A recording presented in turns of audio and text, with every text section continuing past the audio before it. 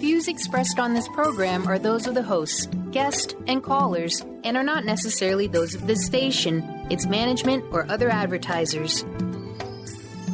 You're listening to Transformation Talk Radio.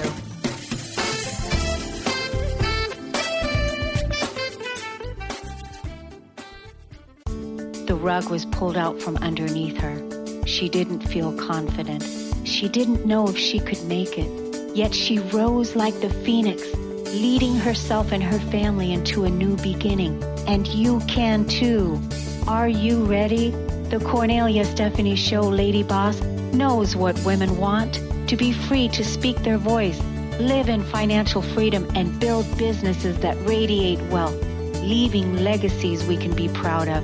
Join Cornelia, Dana, and Chris the first and fourth Friday every month as they raise the roof to inspire confidence in all women.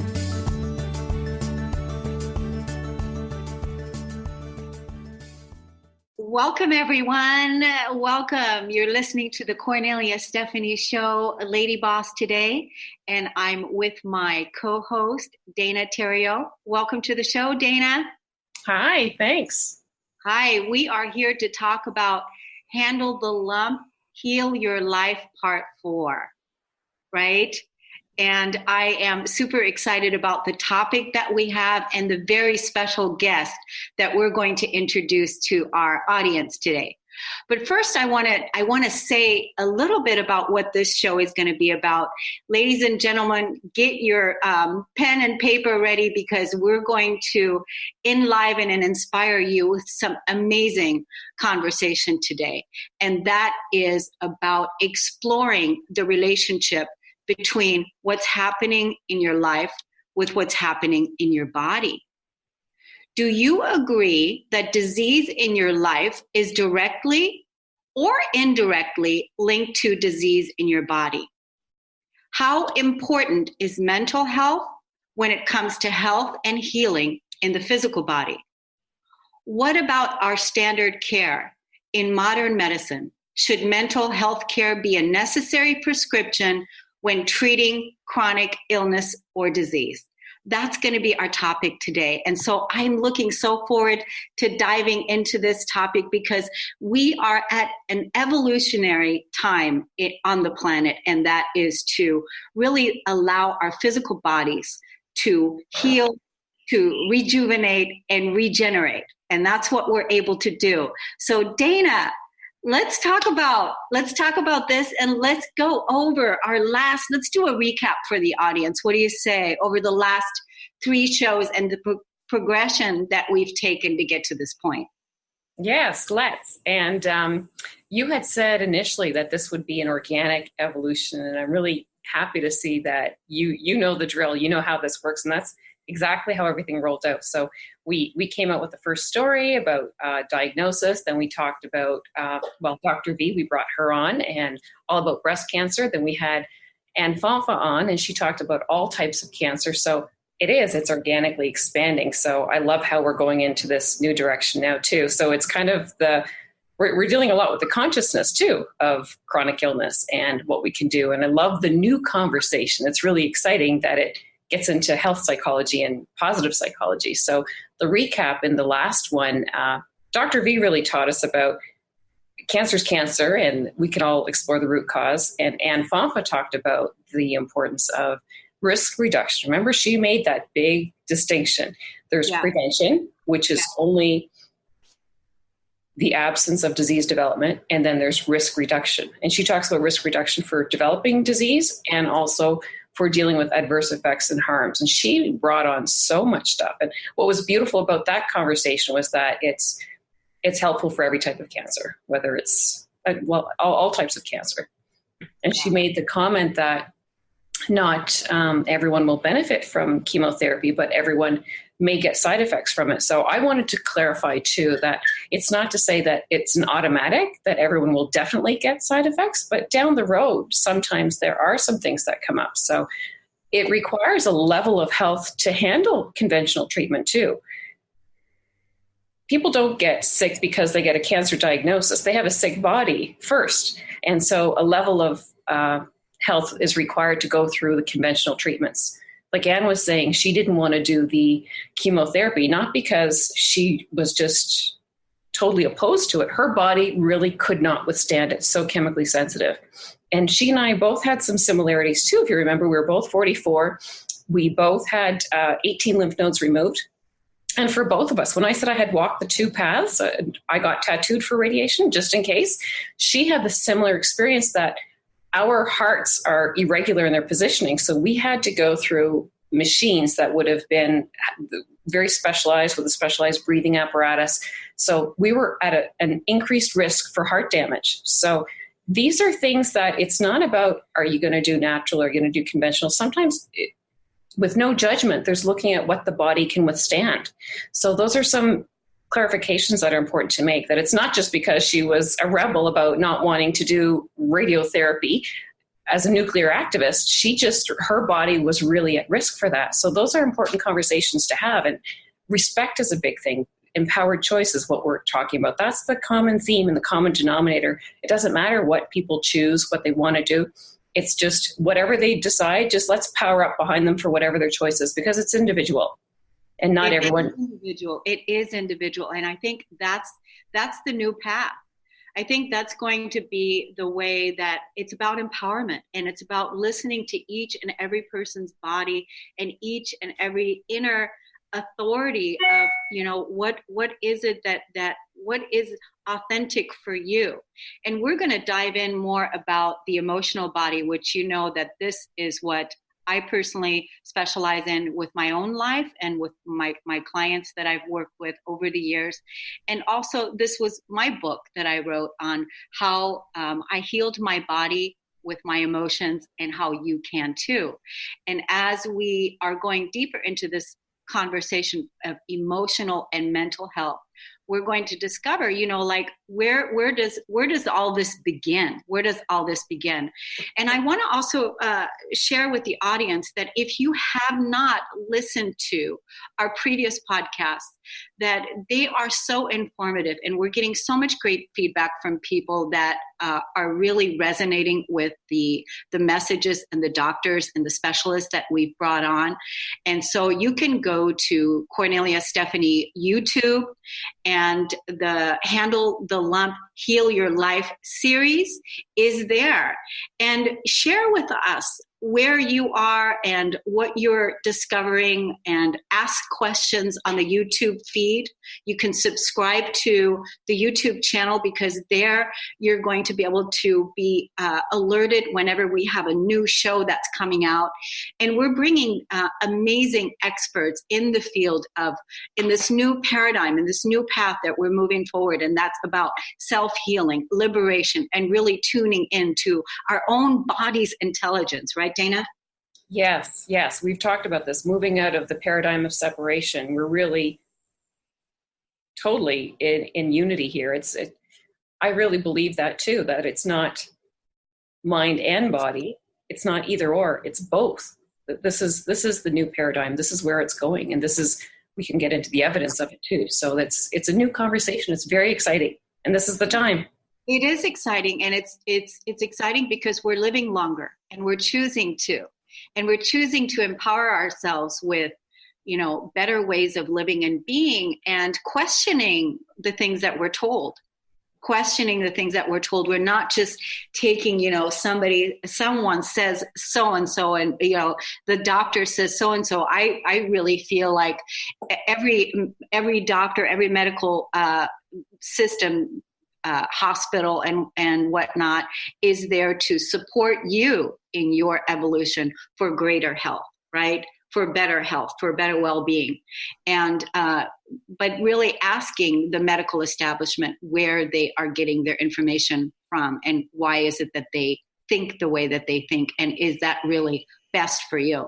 And that's what we want to do with these conversations, to show that it's okay to, question the authority outside, the medical authority outside of yourself, right?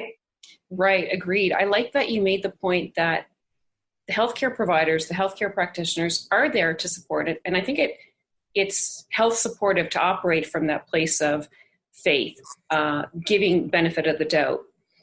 Anne and I shared how we had some experiences that weren't entirely favorable for us, but things are dated. Things have changed because my story started a long time ago. So things have really, really changed. And I can tell you at the time when I first had my first surgery 20 years ago, I thought the care I received at the time was great. And there were just some things said to me that I thought might have been a little bit indelicate. But at the time, I think it's good to what you're saying, believing that they are there to help, that they're supportive, benefit of the doubt. Everyone is doing their best. And with this conversation, and we've really continued into this, the consumer mindset versus the patient mindset.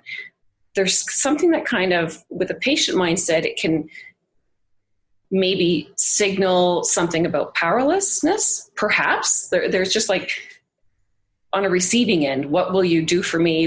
That's not an active participation. A consumer mindset is much more empowering, much more powerful.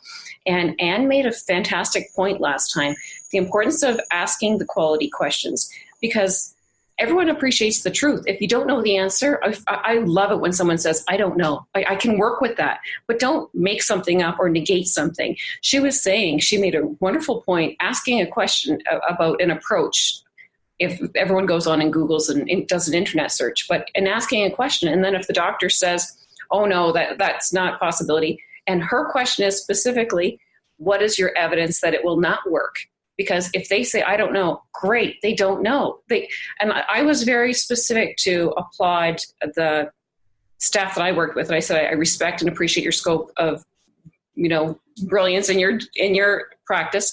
And I have other questions too. So it's good to give respect for what they're doing, but they only know what they do. Yeah. And just because they're not aware of what else is out there, doesn't mean that they're necessarily going to oppose it, but it's hard for someone to speak about something that they don't know. Yeah.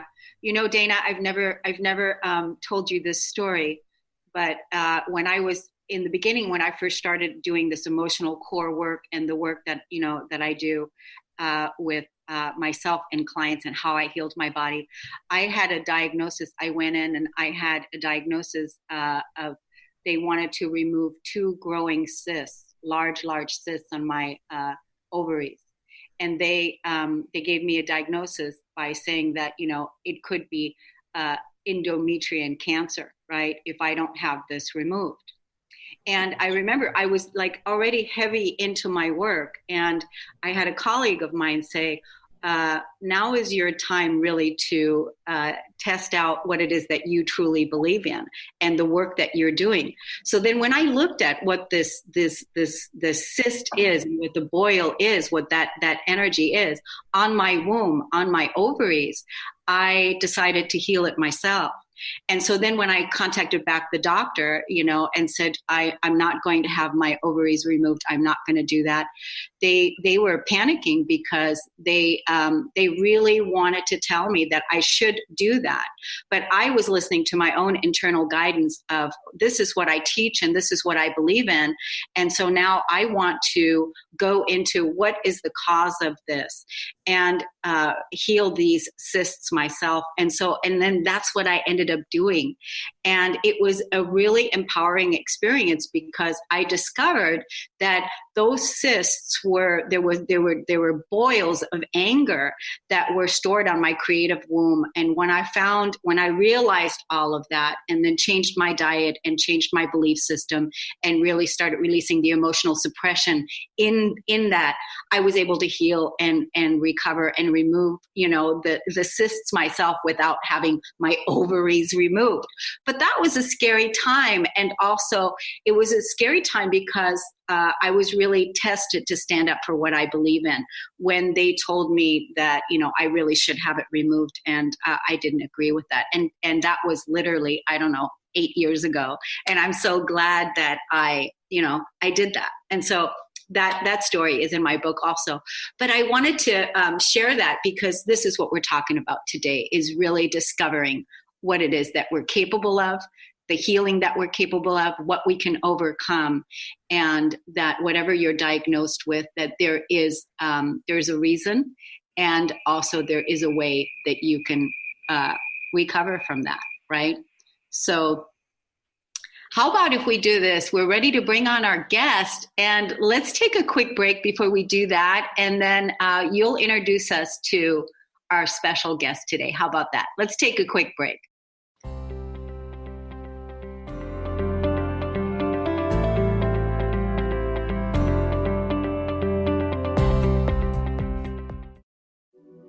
Have you ever wondered if there's a way to heal the deep, hidden inner issues, wounds, beliefs, and traumas? The journey into spiritual healing engages people in all areas of their lives to heal themselves and others.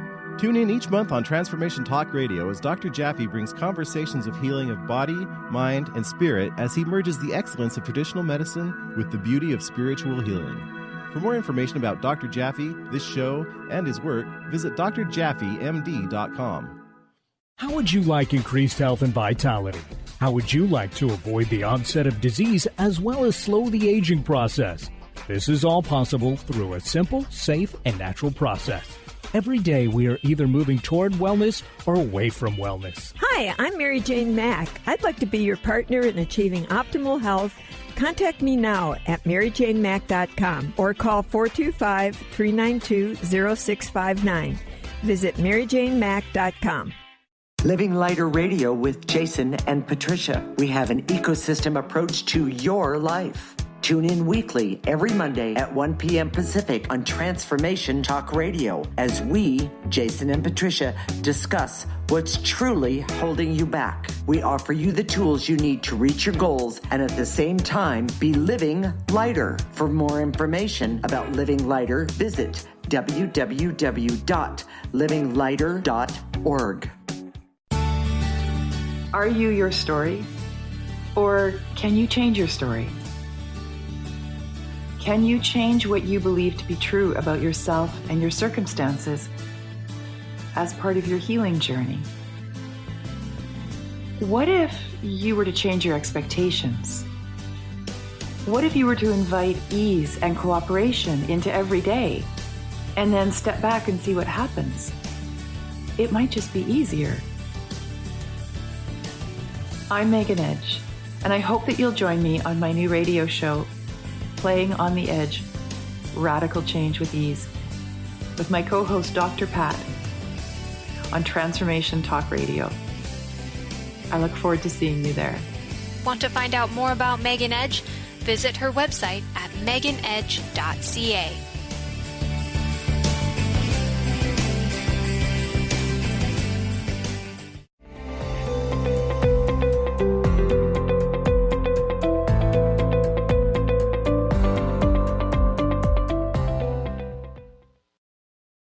Welcome back. You're listening to the Cornelia Stephanie Show, and I'm with my co-host, Dana Theriault. This is part 4 of the series, Handle the Lump, Heal Your Life. Perfect for us, again, to have this discussion today. Dana, you brought a very special guest. Yes, and I know we're both so excited to bring her on. Before I do introduce our beloved guest, I really just wanted to say bravo to you, Cornelia, because that's a success story, and that's really, talk about the call to consciousness, and this is the place, this is what we're talking about. It's individual, and not everyone can take that leap of faith. It took radical courage for you to do that, and a willingness. So this is what we're talking about. There's a place for everyone in community, inclusion. It's not cookie cutter. Everyone has a different way. So I just want to say congrats to you for doing that. And yeah, that really shows the way for other people. So that speaks to diagnosis, is not prognosis. You can get the information and then it's up to you what you do with it. So I just want to say congrats. That's great. Thank you. I'm thrilled to have, I know you're thrilled too, Cornelia, to bring on our special guest today. So I'm going to tell you about this lady. She's just wonderful. So I'm so happy that you're here today. So I'm going to invite our friend here, Dr. Maureen Pierce, to join us. And Dr. Maureen Pierce is a licensed psychologist who's been practicing health psychology for 15 years in the Seattle, Washington area. She provides clinical services to people with chronic health issues, and she has a specialty in working with first responders. All of Dr. Pierce's training has been in the medical setting, where she completed a health psychology rotation in the VA system and was a pain psychologist for 6.5 years. Dr. Pierce specializes in working with first responders, including paramedics, firefighters, state troopers, and police. Her professional vision is to change the culture of stigma to strength when it comes to creating emotional wellness. For the past decade, she has worked with first responders individually, and she has developed a training program for local departments called Thrive, which teaches them how to be psychologically prepared given their unique career stressors. Trauma is their day job. Overall, Dr. Pierce's professional vision is to empower her clients to take charge of their emotional and physical health. As a result, people realize that they have choices in their physical and mental health, which can change the course of their lives. And Dr. Maureen says, remember, knowledge is power, but only if we choose to do something different. So welcome, Dr. Maureen Pierce. We're so grateful that you're here with us today. So thank you so much for having me. I really appreciate it, Dana and Cornelia. Yeah, well, we're so happy to have you here. I met you in a health coaching community, and you just have this way about you. Whatever I say, you just have something wise to say. Now, specifically, I'm on the cancer journey, but I know for you, it's not specific to cancer. You treat everybody with chronic illness. So I appreciate that you can share everything in your professional practice. So tell us, how did you come into health psychology? Because I love this. This is it's cutting edge, it's new, it's positive, and you're making a business out of pain and suffering, but with a positive spin on it. How did you get into health psychology? And why is it so important to you? Yeah. Well, there's always a backstory to kind of what's going on. And usually with the practitioners that I work with is that there's usually a personal connection. My personal connection is, first of all, I think it's just kind of in my bones, because as a teenager, I was reading books about wellness, nutrition, supplements, exercise. And then, so I've always been interested in it. And then I had a family member, my father was diagnosed with lung cancer, smoking-related lung cancer. And I remember when he was diagnosed, I went directly to the bookstore, because this is how I cope. And I got Dr. Bernie Singel's book, Love, Medicine, and Miracles. And this was my introduction to the world of mind-body medicine. And he talks a lot about guided visualization. So of course I started to do that. And I really love his words about the exceptional patient, which is, this is the type of patient that takes an active role in participation. And we know through health outcomes that folks who are more active and a little bit more spicy really do better in terms of prognosis. So that was my first introduction. And then I went into my master's program in psychology, and I studied and even interviewed the father of psychoneuroimmunology, or PNI for short, that multisyllabic word there. And so I interviewed him and just learned about the role of how our psychology, the way we think and feel, impacts our nervous system, which impacts our immune system. So I really started to learn about that. And then I worked in community mental health for a little bit. And I just really craved more information and training. And then when I went into my doctoral program, I had the awesome opportunity. All of my training was in health psychology. All of my training was in a medical setting, oncology. I learned about psycho-oncology, which is the interface of emotional wellness or emotional health, and when someone's diagnosed with cancer, and how cancer affects our psychology.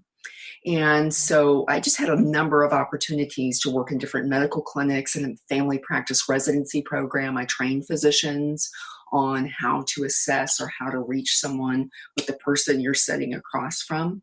And then I went off and did my practicum, again, more training in oncology, kidney dialysis, trauma. I worked with a lot of folks with trauma.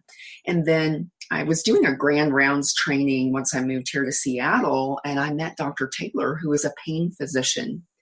And he said, I'd really like to talk with you about an opportunity. And we met, and he said, I'd really like you to join the pain clinic. And so both my husband and my husband's also a psychologist, we were operated in a capacity of pain psychologists, because you can't run a pain clinic really, or any medical clinic, without a psychologist. And so chronic pain means anything more than 3 months. And that can be related to cancer, diabetes, a cardiovascular event, a car accident, fibromyalgia, back surgery has gone wrong, rheumatoid arthritis. And then in 2009, this is when my world kind of opened up and I started working with first responders, and my background in serving the military, who I still work with, really opened the door to that. What a story. That's an incredible backstory. And I'm so curious. You said you interviewed the father of psychoneuroimmunology. I'm fascinated with that. I love Dr. Paul Pearson, the pleasure prescription. Who is this father? Who is the man you interviewed? Dr. Richard Adler. And I was so fortunate because he allowed me to, I was able to get a hold of him. And I do want to give credence to Dr. Candace Pert, who wrote Molecules of Motion. She's the mother of psychoneuroimmunology. Yes. I want to give her ample credit as well. Yeah, I love her too. The proteins, I love that. I read that years ago too. It's just, it's incredible.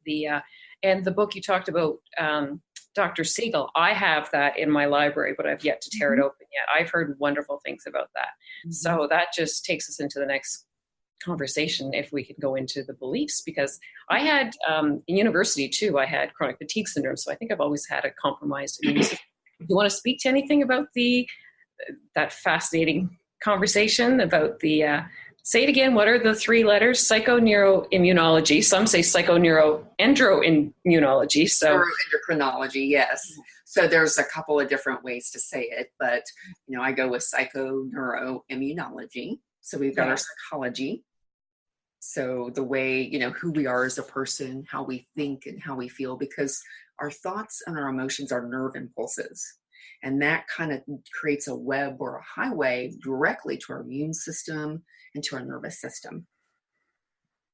So the reality is that, when the way we think really releases certain chemicals, stress hormones, that then affects the proteins that are released by the gene that then upregulates or downregulates the expression of that gene. Right. So, and this gets into the field of epigenetics, which is a major game changer, in my opinion. Yeah, and it's so encouraging and empowering. What can you say about overall, because getting a diagnosis it is traumatic, and then dealing with the trauma of the disease, then we look at the trauma that led up to it, or potentially anything in the life experience that may have led to it as well. There's a lot to explore about trauma. Can we talk about the importance of mental health, the new conversation in medicine right now of how it's been undervalued and underestimated? What do you think about why that is? Well, I think first of all is that, little context, the United States is 43rd in the world for health and longevity. And we lead the world in chronic disease, but yet we have the most expensive and healthcare system on the planet. So that's such a huge contradiction. We spend all this money, but yet we're one of the sickest populations. So I think there are a number of reasons. First of all, the average doctor or physician visit or nurse practitioner visit is 7 minutes. So it's all guided by money. And so this statistics comes from Dr. Groupman, who obviously is a physician. And so there's not a lot of time to do a deep dive, especially in the world of managed care and insurance. And physicians are under a lot of pressure to see a number of clients. So, and the reality is you can't manage chronic illness in 7 minutes. You just can't.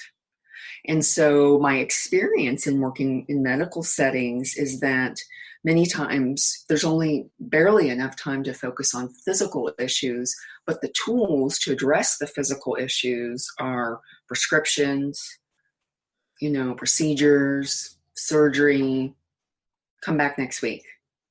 So there's a little bit more to it, and they don't always have time to really see the person that's sitting across from them. And in physician training, they're training, a typical physician has less than 1 hour of nutrition training in their medical education. And that is true for the past 30 years. And when they do get training in it, it's based on pathology. Like how much vitamin C do you need to prevent scurvy? Well, And that's not what we're talking about. And a lot of my clients will say, well, I'm going to go talk to my doc about nutrition, about, my diet. And I'm kind of like, good luck, because that just doesn't, that's not going to be enough. So, as a side note, I want to really make a distinction that there are some physicians who are trained as what we call functional medicine docs, where after their traditional medical education, they go off and they invest really a large, like $16,000 over a 4-year period to study about the root causes of illness. And, I'm sure you've heard it, like in the cancer world, which is where I work, is that it's not about the lump or bump. And as you said, Dana, very aptly, is that this is something that's grown over time, and that this is something that cancer doesn't grow in a healthy body. So, so functional medicine docs, really, they become like real detectives with you, and they have at least an hour to spend with you. And functional docs and nurses are both able to do that, as well as naturopaths. And then even in psychology, as psychologists, we're not always trained to look at what is the role of a potential medical issue as a rule out. Some programs do, some programs don't. I was very blessed. My program did a lot of this. And so a woman comes in with depression, the traditional route might be to send her off for a medication consult for an antidepressant, but nobody's asking the question, well, could it be your hormones? Could it be a nutritional imbalance? Because what we know from the literature is that deficiencies in B6 and folate can really fuel depression. So there's not a lot of look at the role of neurotransmitters, and there's not a lot of specialty in the prescription of antidepressants. And in the Seattle area, there's a shortage of psychiatrists. So a lot of times folks go to their primary care physician. I think they do the best they can, but it's not always a good fit. And there's other things people can do first. Yeah, I like that. And again, paying respect to the healthcare providers, the health practitioners, respect, because there's a place, which is good. It puts us in a position of power. We can do something. These physicians, these providers are doing the very best they can. I want to really give recognition and appreciation for that. So it's not necessarily the script pad first. There are other things to do. And talking about the expression of the genes, JJ Virgin talks about food as information. You're talking about nutrition. She says food is information. It informs the cells, the genes, how to express. So there's so much to look at, and specifically for women, the hormonal cascade. That is something that doesn't get appreciation, like you say, in a 7-minute visit. So it's so important. And there are just so many things to do first. So that's why it's very powerful to have this consumer mindset. What are we consuming? What are we consuming? What's taking up real estate in our minds? What are our thoughts? What are we doing in our daily practices? Not just, I show up in the office as a patient, doctor, serve me, give me something, give me anything. It's a two-way street. They're there in their scope of practice, and then it's up to us to fully show up in our full, complete willingness to do what it takes and inform ourselves. And luckily, this information age, we can. So now it's just sifting and sorting the right information. What I would love to see in the medical community with the functional medicine doctors that you were talking about, Maureen, and also the empowerment of our own selves, is to really look at what if a woman comes in and she's got depression, and then we look at diet, we look at hormones, we look at this, but then also have it be what's going on in your life, and what's going on in your life right now. What are you feeling depressed about? And then starting that dialogue to find out, what are you feeling depressed about? Because when we can track it back emotionally, there's something from the past that is making itself known in the present. And so it's coming up so that we can take a look at it, because depression, from my belief system, is anger turned inward. It's a paralyzed emotion that's really, really low, and we just don't have that energy to want to go on. And so then we're looking for a pill or something to fix it, to make it better. But really discovering how we're feeling and what is it that we're feeling depressed about, so that we can get that life force energy, that emotion again in a positive direction, in addition to the hormones and the diet. And what do you say about that, Maureen? I think you're right on, and really teaching us to be emotional detectives and to go back and let's learn about what's on page 1, because that so informs our story. It guides how we do business in every area of our life, how we do our relationships, the type of partner we pick or don't pick, how we value money, how we value ourselves and set boundaries, how do we listen to ourselves and our intuition. So I think that is just hugely profound, and to really do that deep dive. Yeah, and I think that's the place that every person can really discover wherever they are right now, and already begin asking those questions on a daily basis. How am I feeling? Mm-hmm. What's going on? Like really listening to the body. How am I feeling? And what are the thoughts, that are attached? Because I heard you say earlier, and I agree with this also, is that our bodies respond to our thoughts. Mm-hmm. Our bodies respond to our thoughts. And that's scientifically proven. Yes. That the number one thing for all of us is to feel good, is absolutely 100% to feel good. And if we're not feeling good, then let's investigate and find out why. Why are we not feeling good? Why are you not feeling good? What's going on in your life? What are you feeling about? And discover that, because that is where we're going to find out the answers, right? Right. Make a great point. Dr. Lisa Rankin cited a study where people were given a placebo, and 80% of those folks were able to heal themselves just by thought alone, confirming mind over medicine. And then in the cancer field, Dr. Kelly Turner wrote a book, Radical Remission, looking at thousands of people who had gone into remission, in this case from cancer. And what she found, she identified 9 factors, and 7 of those 9 factors are emotional / psychological. Wow. Yeah. Wow. That's incredible. And I love Lisa Rankin, because I love her story of, she had an incredible story that she had to overcome also, because she was a traditional doctor, right? And now she had to go through her whole programming of what's going on in the medical community that she really didn't want to be a part of anymore. And a really incredible doctor and woman. And she's done TED Talks too. So she's out there in a big way. Lisa Rankin, wonderful, wonderful woman. Mm-hmm. So, Maureen, I'm going from Maureen to Dr. Pierce. Tell us about, in the context of cancer, let's say, for instance, someone comes into you that they've received a cancer diagnosis. What's the first thing you explore with them? Well, number one, I really want to hear their story, about the story of, or their theory about how they got here. And I want to hear about how I might be helpful to them, like what their expectations are. And I really want to encourage them to breathe, to stop, pause, take a breath.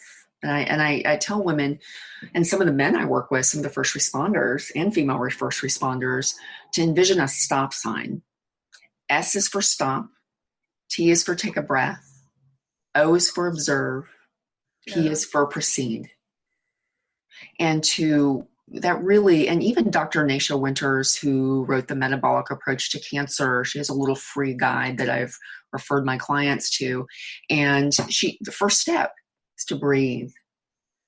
You mentioned you had Dr. V on your podcast, and she is phenomenal.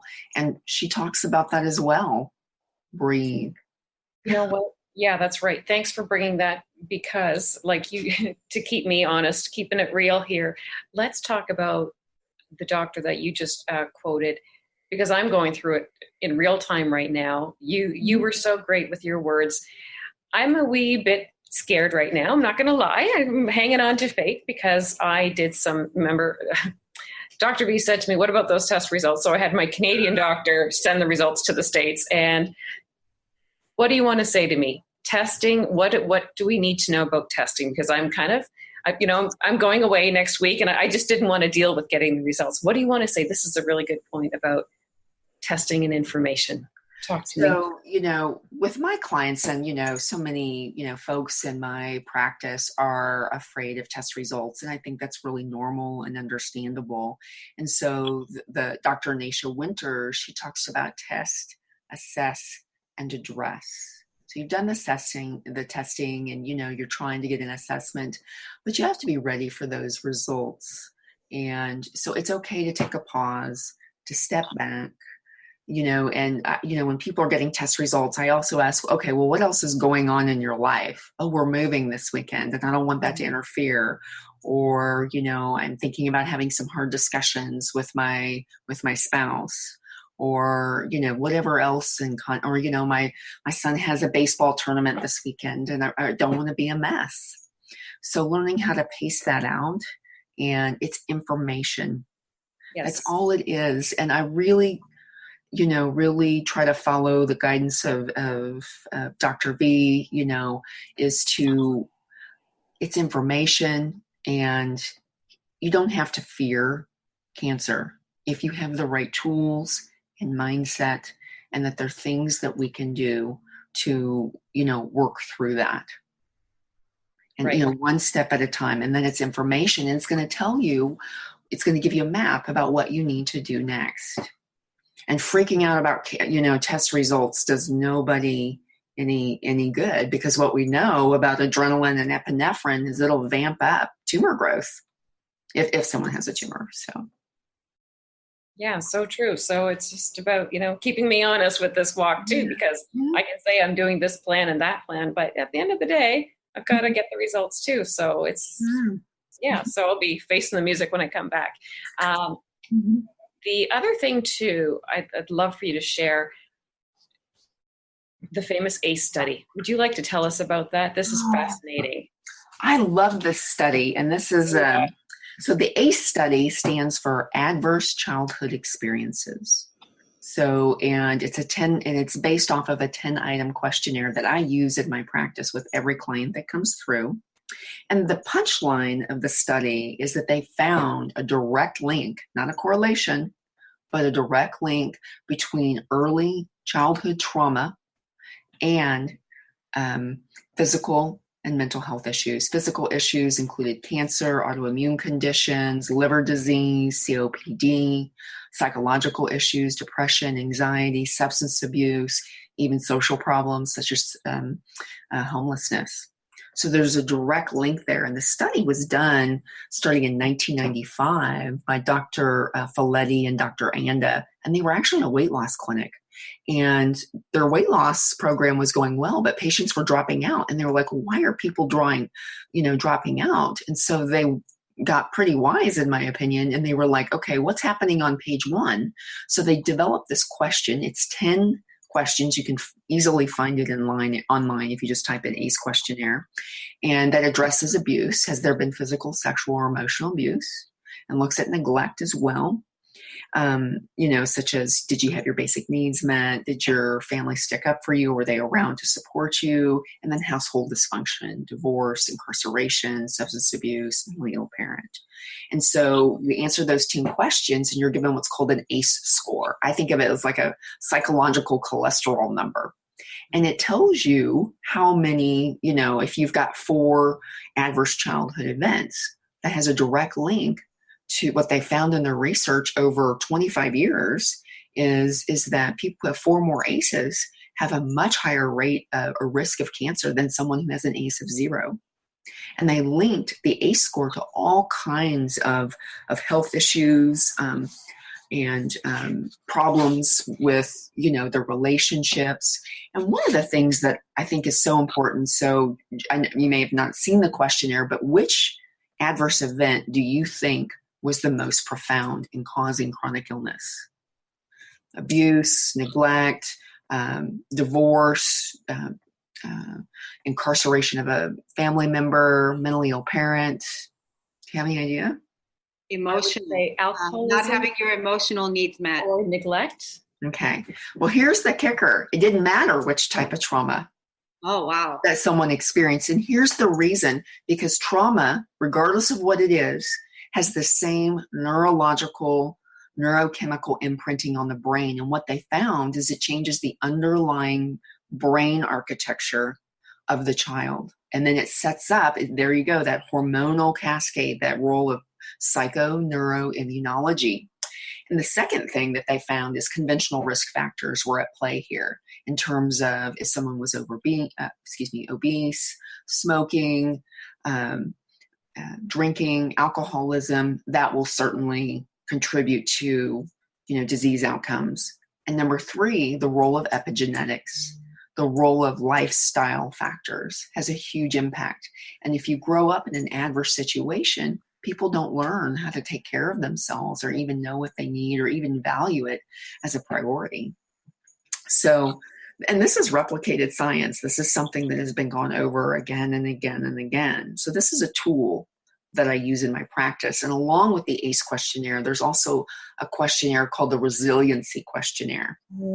Yes. And I like that because it counterbalances, because so many people have gone through such hardship and trauma, but they've still been very successful and high functioning. And because remember, the people in this study, they were not from a low SES group. 17,000 people were studied, and they were middle class, college educated people with health insurance, because this study was done in the Kaiser Permanente system. Right. So I like to give the resiliency questionnaire just to show people, despite the fact that you've been through a lot, you've had a lot of good things.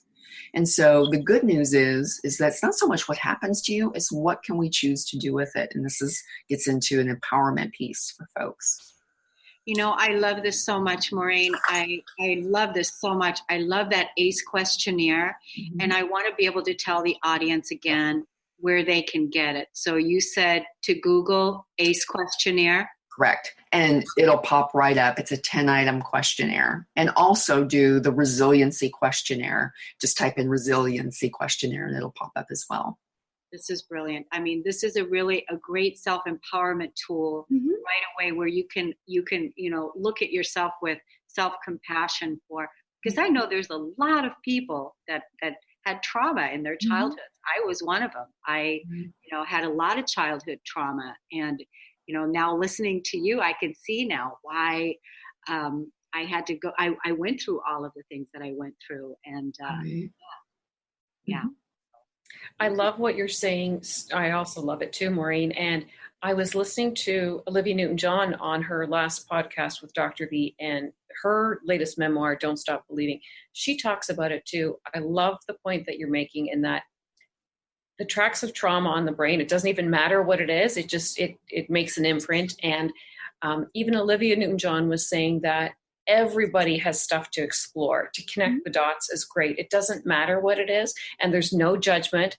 People can come from the best homes, well-intended but unaware family systems. And she was saying too, everybody has something in their family. So, I mean, I'm just borrowing from her strength because she's a long-term survivor. She's faced cancer 3 times, and she was really highlighting the point that it's an opportunity each time. It's an opportunity to heal and be grateful to still be here and figure out what it is. But even the best families, it doesn't matter. Sometimes it's subtle things too. So it's not to point and shame and blame, just that it's good. It takes a bit of courage to look into our history, but it's good to know the herstory for anyone going through breast cancer too. So it can happen to anyone. To connect the dots is great. It's really, yeah. And the resilience piece, I love that too, because it's a muscle, because we can look at 2 people in the same family system. Why did this sibling react this way and this one didn't? So that gets into the whole nature nurture thing. But even the most high functioning people, educated. Everyone can have something. So it's great to see that it's inclusive and it involves everybody. Some of my highest functioning people I work with, chiropractor, have a physician I work with, and really my first responders, and they have been through some of the most difficult things that I've ever heard of in my life. But yet they are, out there producing, working, doing surgery, responding to other people's, emergencies. So there's a lot of resiliency out there. To be able to really overcome what it is that we came to overcome and to know that we can. Mm-hmm. And that's part of the reason why this work is so good, ladies. I just feel so honored and grateful that we're having this discussion and bringing this information out so that everyone that is listening to this, and if you're finding yourself in trauma, or if you're finding yourself with a diagnosis, or if you're finding yourself, helpless or hopeless, there is help for you. And that's what it is that we're, bringing you today. So ladies, we just have about 5 minutes. I want to say even less than 5 minutes left. Dana, I know you have some specific questions. Why don't we just zone in and hone in to the last 5 minutes of the show so that we can get the best of Maureen while we have this fantastic woman here today. I would like to explore specifically, we're all women, and I know Dr. Maureen Pierce, you had said before you're very interested and you're passionate about empowering women specifically, and you believe that there are specific things women can do and that there's value and importance for women having self-empowerment in their health. What is it specifically about women? Why is it? Let's talk about that, about how we can encourage and empower women in their own self-empowerment, because you say there's a reason why it's especially important for women. Well, really empowerment and empowering women is really about an invitation to really commit to improving, to upgrading themselves, and really a willingness to learn about themselves, in some cases maybe digging up some old stuff, so that way they can be in charge of their health and be a health shero, if you will. And it moves people from something that's happened to me to something that, what can I do to be in charge of myself? And this is where those lifestyle factors come in. But I also think it's about learning how to be intuitive, and for women to learn to listen to themselves. Because I think I used to work with adolescents and a lot of adolescent girls. And so teaching, young women how to listen to themselves, because they get the message, oh, you're just making a big deal, or that's not don't worry about that, you're such a worrier. Or how many women have I dealt with who have gone, to see their doc, and they're like, I don't feel right, I feel something in my breast tissue, and they're not taken seriously. And then, down the road, there's a problem. So really teaching women, encouraging this idea of this intuitive side to wellness, I think is really important. So, and part of empowering my clients is also teaching them how to be a good patient, to learn and to listen, to enter appointments and in union with anybody they choose to work with, is to come at it from a peaceful state of mind and heart. Because emotions are contagious. If you are calm and centered and peaceful, then, that exudes an energy that perhaps the physician can use a good dose to, because they may be likely running from their 7-minute appointments. Right. And then, having questions ready, and recognizing the realities of treatment is that there's going to be some trials and errors. And I also say with empowering is learning how to question your providers. And I love, the statement that, sometimes it's important to say you just don't know as a provider. Yeah. And I will tell people that. I'll say, if I can't figure it out, I'll get you to somebody who can. So, the other piece to this is I tell people, take what works and leave the rest, because not everything works for everybody, but some things work for some people some of the time. And to remember that chronic illness, it really is a marathon, and you build health habits, because health is a skill. It's something that we can learn, and health habits build on one another. In anybody's, health journey that I've been a part of is that it's a process. It's not an event. And I really want to say just a word about mindset and really teaching people about having a healing mindset versus a disease or pathology-driven mindset. And the mindset is teaching them folks how to be prepared psychologically and having emotional management in place for anybody, whether you're a first responder, a woman with breast cancer, or you've got an autoimmune condition, because the truck is coming. We see it, so let's prepare for it. And that is your superpower number one, is a preparedness mindset. Love it. Love it. How can our audience find out more about you? Can you offer your information, your website? Where can we learn more about you? Sure. If for my health-based website, it's www.drmaureenpierce@drmaureenpierce.com. And then if there's any first responders or EMS folks out there listening, you can go to www.firstresponderps.com.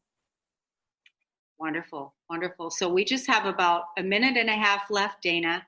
What would you like to say? Well, I have one more thought to add to this empowerment piece. 1 minute. 1 minute. The light bulb theory, which came from one of my professors in my doctoral program. And this is, we're all given 100 watt light bulb. But many times we only are aware of 40% of that light bulb. And then we go around making decisions, getting in commitment to spouses and our bosses, and we're not showing up with our whole self. So part of empowering women is to know and learn about that other 60% so you can make choices based on what you know about yourself and having a better relationship to yourself. Thank you so much. Thank you, Maureen Keith and Dana Theriault, and we'll see everybody again next time on the Cornelia Stephanie Show. Lady Boss. You've been listening to the Cornelia Stephanie Show, Lady Boss, Women Inspiring Women, featuring leading-edge entrepreneurs who are putting the focus on empathic leadership in today's modern-day world. Text the word Cornelia to the number 22828 and receive her weekly newsletters. For more information on Cornelia Stephanie and her extraordinary work, or to listen to past shows, go to corneliastephanie.com.